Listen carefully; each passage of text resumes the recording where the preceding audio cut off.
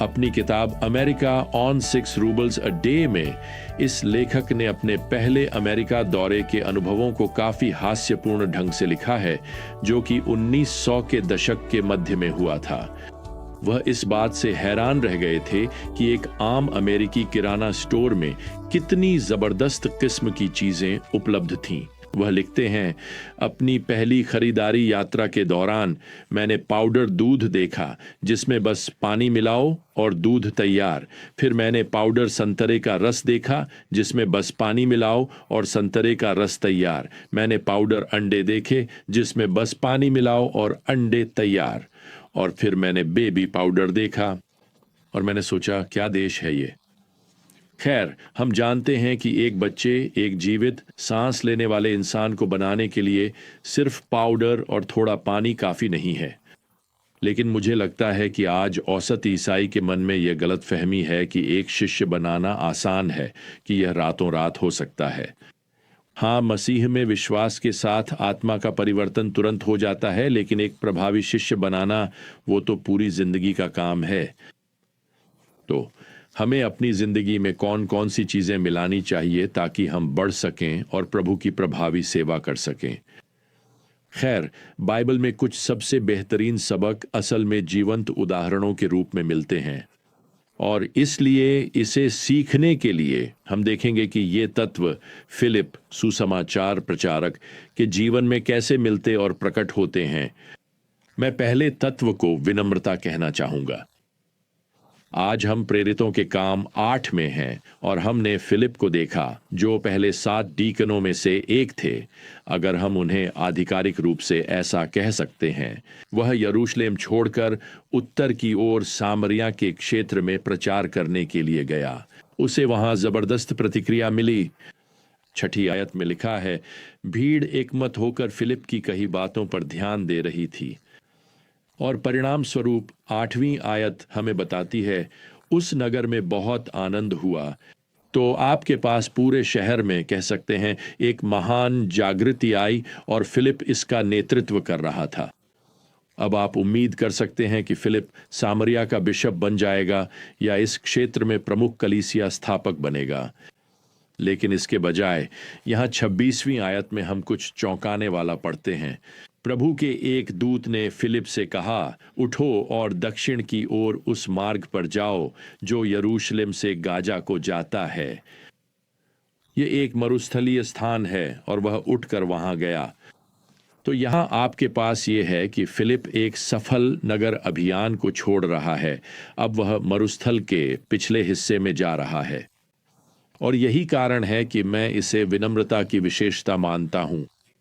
बड़ा शहर या सुनसान मरुस्थल, भीड़ भाड़ या कोई भीड़ नहीं, फिलिप के लिए इससे कोई फर्क नहीं पड़ता, क्योंकि वह अपनी महिमा नहीं बढ़ा रहा है, वह परमेश्वर की महिमा बढ़ा रहा है। आप जानते हैं कि आज कलीसिया को किस चीज की जरूरत है। कलीसिया के नेताओं को अपने बायोडाटा में थोड़ी विनम्रता जोड़ने की जरूरत है। मैं अक्सर सोचता हूं कि अगर दाऊद ने कल गोलियत को मार गिराया होता तो वह कभी घर वापस नहीं लौट पाता।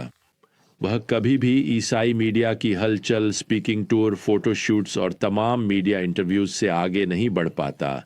उसे कभी अपने भजन लिखने का समय ही नहीं मिलता। दुनिया मशहूर हस्तियों से प्रभावित होती है, परमेश्वर सेवकों से प्रभावित होते हैं। अब प्रभावी शिष्य बनाने की विधि में एक और गुण जोड़ते हैं, इसे हम लचीलापन कहेंगे। फिलिप तैयार है कि वह जो जानता है उसे छोड़कर उस जगह जाए जहां वह कुछ नहीं जानता, और अब वह रेगिस्तान में पहुंच गया है। आयत 47 हमें बताती है, और वहां एक इथियोपियाई था। हम यहां पढ़ सकते हैं, एक नपुंसक, कैंडेस की रानी, इथियोपियाई लोगों की रानी का दरबारी अधिकारी, जो उसके पूरे खजाने का प्रभारी था। वह यरूशलेम में उपासना करने आया था और लौट रहा था अपने रथ में बैठा हुआ, और वह भविष्यद्वक्ता यशायाह को पढ़ रहा था। खैर, हम इस पाठ से इस व्यक्ति के बारे में कई बातें सीखते हैं। पहली बात, वह एक इथियोपियाई राजनेता है। वह रानी कैंडेस के दरबार में सेवा कर रहा है। इतिहास के इस विशेष काल में हम जानते हैं कि इथियोपिया मिस्र के दक्षिण का एक क्षेत्र था। हमें यह भी बताया गया है कि यह व्यक्ति यूं कहें तो वित्त सचिव है। वह इस राष्ट्र के बैंकिंग उद्योग की देखरेख करता है। इसके अलावा हमें यह भी बताया गया है कि उसकी पहचान एक नपुंसक के रूप में की गई है। प्राचीन समय में नपुंसक पुरुषों को राजा के हरम की देखरेख के लिए रखा जाता था, या वे महल परिसर में किसी किसी उच्च पदाधिकारी के रूप में सेवा कर सकते थे। समय के साथ नपुंसक शब्द का उपयोग अधिक व्यापक रूप से केवल उन पुरुषों के लिए किया जाने लगा जो दरबार के अधिकारी होते थे। हम यहां यह भी जानते हैं कि यह इथियोपियाई यरूशलेम से लौट रहा है। अब वह प्रभु की उपासना करने के लिए लगभग 200 मील की यात्रा करके आया था और अब अपने घर लौट रहा है। मैं आपको बता दूं, उसे अभी तक वे उत्तर नहीं मिले हैं जिनकी वह तलाश कर रहा है, लेकिन उसने भविष्यवक्ता यशायाह की पुस्तक का एक स्क्रॉल खरीद लिया है। कुछ ही पलों में वह पुराने नियम के यूनानी अनुवाद, जिसे सेप्टुआजेंट कहा जाता है, से एक अंश की ओर इशारा करेगा। विशेष रूप से वह यशायाह 3:3 देख रहा है, तो हम जानते हैं कि यह राजनेता ग्रीक भाषा जानता है। वह अपने रथ में यात्रा करते हुए पढ़ रहा है। वह मसीह के बारे में सत्य की खोज कर रहा है। खैर, अब मसीह स्वयं अपने संदेशवाहक फिलिप को भेज रहे हैं ताकि वह उन सवालों के जवाब दे सके जो उसके मन में हैं। अब फिलिप को कभी यह नहीं बताया गया कि उसे उस रेगिस्तानी रास्ते पर क्यों जाना है। असल में हमारे पास शास्त्रों में कहीं भी यह नहीं लिखा है कि फिलिप को बताया गया था कि उसे वहां कितनी देर रहना है या उसे क्या उम्मीद करनी चाहिए। उसे बस जाने के लिए कहा गया और वह चला गया। यह लचीलापन है। फिलिप फुर्तीला है। फिलिप अपनी योजनाएं बदलने के लिए तैयार है ताकि वह प्रभु के निर्देशों का पालन कर सके।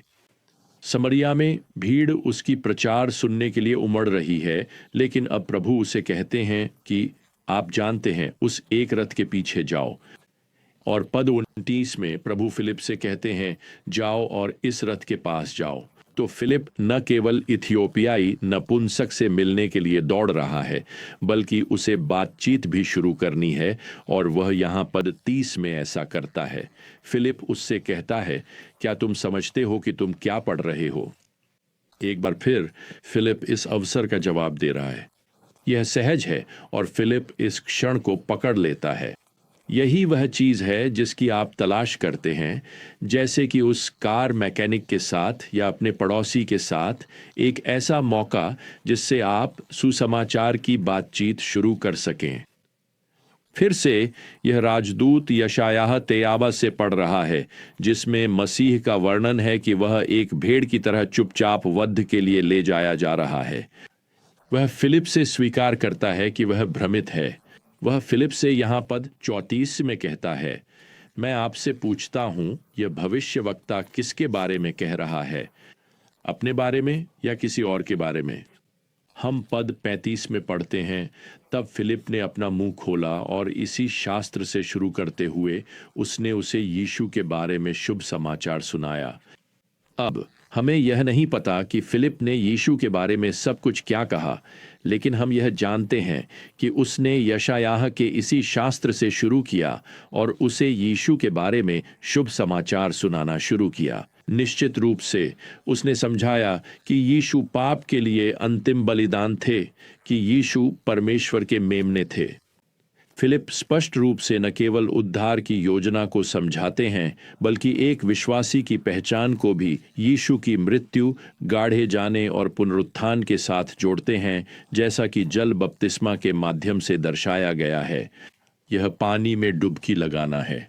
हम ये जानते हैं क्योंकि जब वे यात्रा कर रहे थे और स्पष्ट रूप से इस व्यक्ति के मसीह में परिवर्तन के बाद पद 36 में यह लिखा है, और जब वे रास्ते में जा रहे थे तो वे कुछ पानी के पास पहुंचे और नपुंसक ने कहा, देखो यहां पानी है, मुझे पानी में डुबोने से कौन रोक सकता है, या यहां कहें बपतिस्मा लेने से।